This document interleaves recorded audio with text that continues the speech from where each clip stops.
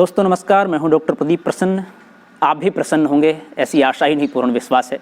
आप सबका स्वागत है मेरे चैनल हिंदी की बिंदी पर। तो आइए आज कुछ नया सीखते हैं नए टॉपिक के साथ।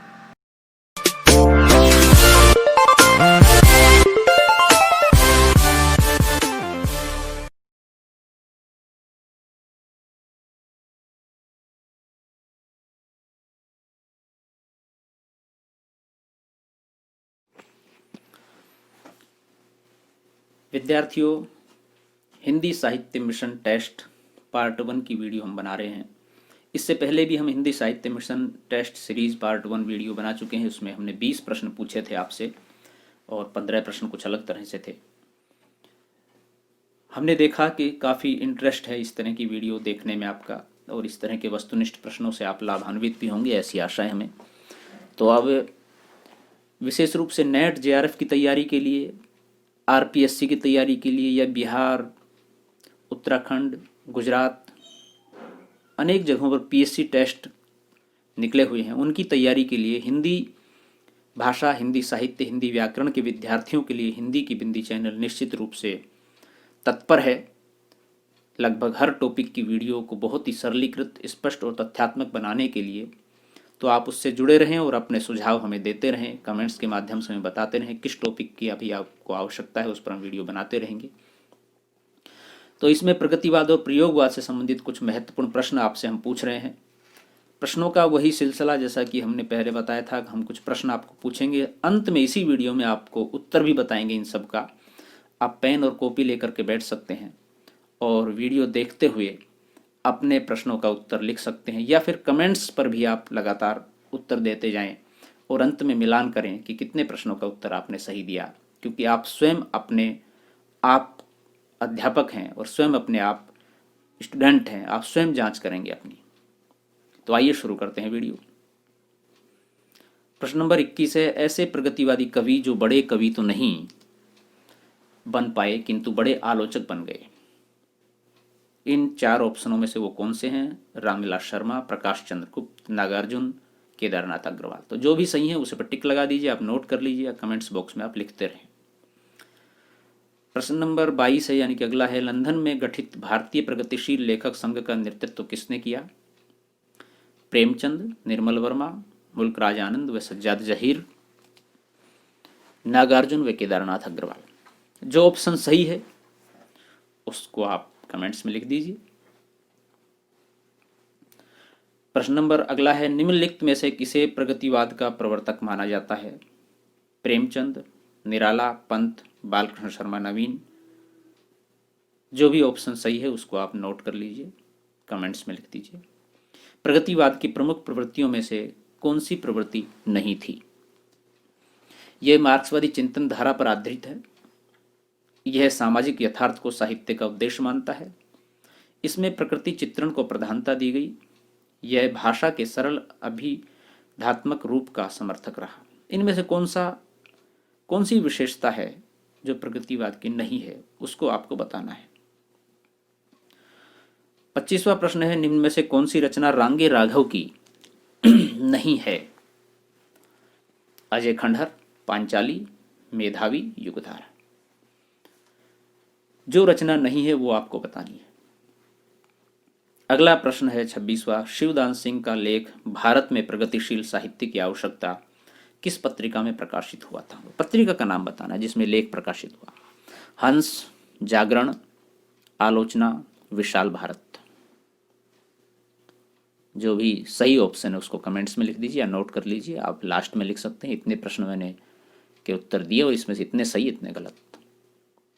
हिल्लोल नामक रचना के रचनाकार हैं? अगला प्रश्न, नागार्जुन, त्रिलोचन, नरेंद्र शर्मा, शिवमंगल सिंह सुमन। जो ऑप्शन सही लगता है उसे नोट कर लीजिए।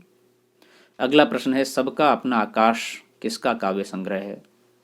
नागार्जुन, त्रिलोचन, अज्ञे, मुक्तिबोध। जो भी सही ऑप्शन है उसे नोट कर लीजिए, लिख लीजिए।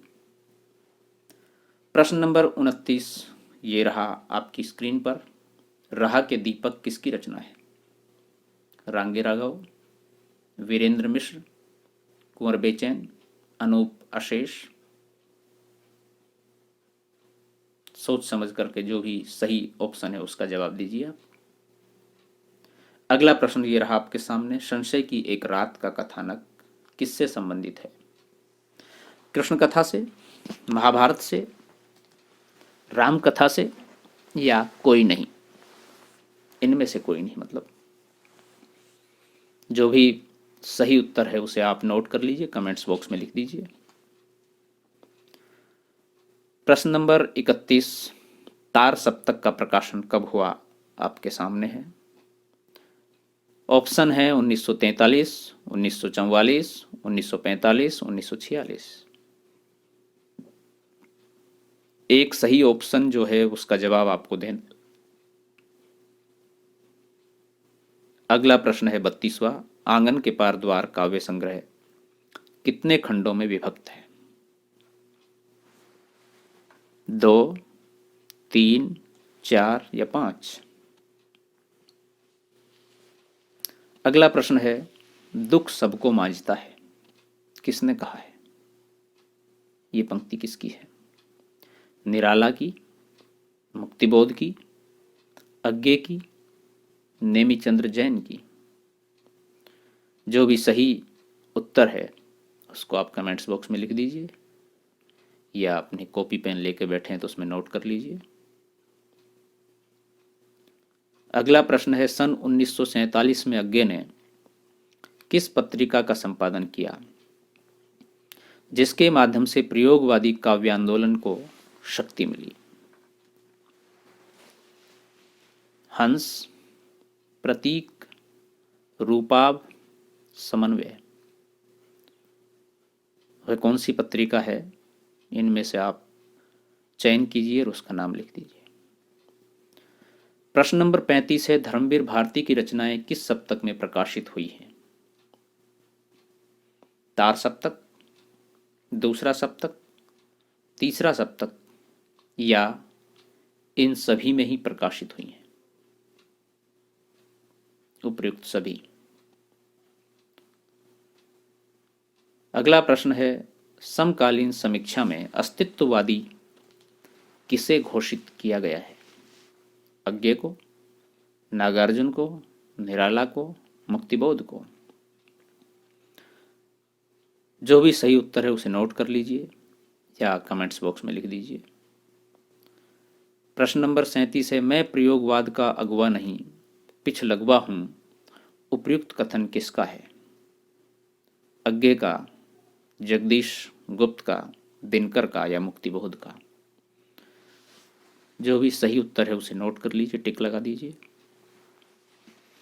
प्रयोगवाद का सबसे बड़ा दोष था लोक कल्याण की उपेक्षा, नवीन के प्रति अतिशय मोह, रूढ़ियों का विरोध, नए प्रतीकों का सर्वथा भाव?